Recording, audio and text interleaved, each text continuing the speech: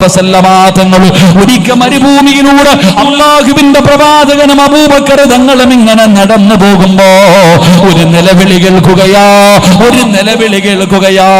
അള്ളാഹുവിന്റെ പ്രവാചകൻ സല്ലല്ലാഹു അലൈഹി വസല്ലമ തങ്ങൾ ചെന്ന് നോക്കുമ്പോ എന്തേ സംഭവം അറിയുമോ? സുമയ്യ ബീവി റളിയല്ലാഹു തആല അൻഹ തന്റെ പ്രിയപ്പെട്ട ഭർത്താവ് തന്റെ പൊന്നുമകനു അമ്മാറും യാസിർ റളിയല്ലാഹു തആല അൻഹുമാ രണ്ടുപേരും പടച്ചവനെ മുസ്ലിമായതിന്റെ പേരില് അവിടുന്ന് ഖുറൈശികളിട്ട് തല്ലിച്ചതയ്ക്കുകയാ. അവിടുന്ന് ഖുറൈശികളിട്ട് തല്ലിച്ചതച്ചുകൊണ്ടിരിക്കുകയാണ്. എന്ത് ചെയ്തിട്ടും സുമയ്യയും തന്റെ ഭർത്താവും മതം മാറി വരുന്നില്ല. ശത്രുക്കൾ എന്ത് ചെയ്തെന്നറിയോ? സുമയ്യ ബീവി റളിയല്ലാഹു തആല അൻഹയുടെ പ്രിയപ്പെട്ട ഭർത്താവിന്റെ കൈകാലുകൾ കെട്ടി, എന്നിട്ട് കത്തിക്കൊണ്ടിരിക്കുന്ന തീക്കകത്തേക്ക് തന്റെ ഭർത്താവിനെ തലകീഴായി നിർത്തി. സുമയ്യ ബീവി റളിയല്ലാഹു തആല അൻഹയുടെ ഭർത്താവിന്റെ ശരീരത്തുകൂടെ തീയങ്ങ് പടരുകയാ.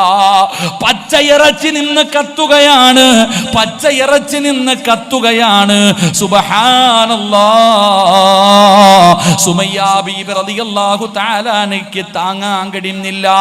പ്രിയപ്പെട്ട ഭർത്താവ് തീക്കകത്ത് കിടന്ന് ജീവനോടെ കത്തുമ്പോ ഓടിച്ചെന്നിട്ട് ഭർത്താവിനെ തെള്ളി വെളിയിലേക്കിട്ടു.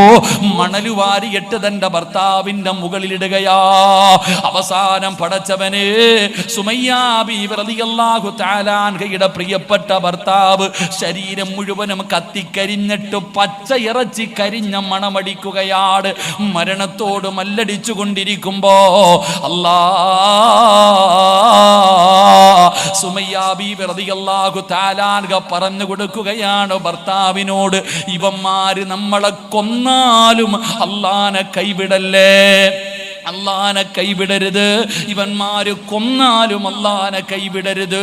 പടച്ചവനെ, സുമയ്യ ബീവി മരണത്തോട് മല്ലടിക്കുന്ന ഭർത്താവിനോട് വിളിച്ചു പറയുമ്പോ അബൂജഹല് സുമയ്യ ബീവിയുടെ തലയിൽ കാലെടുത്ത് വെച്ചങ്ങ് ചവിട്ടുകയാ. മണ്ണിലേക്ക്, മരുഭൂമിയിലെ മണ്ണിലേക്ക് സുമയ്യ ബീവിയുടെ കഴുത്തിൽ ചവിട്ടിയിട്ട് താഴ്ത്തുമ്പോ ആ കിടപ്പിലും കിടന്നിട്ട് സുമയ്യ വിളിച്ചു പറഞ്ഞു, അല്ലാഹു വഹദ്, അല്ലാഹു വഹദ്. അബൂജഹലിന് സഹിച്ചില്ല.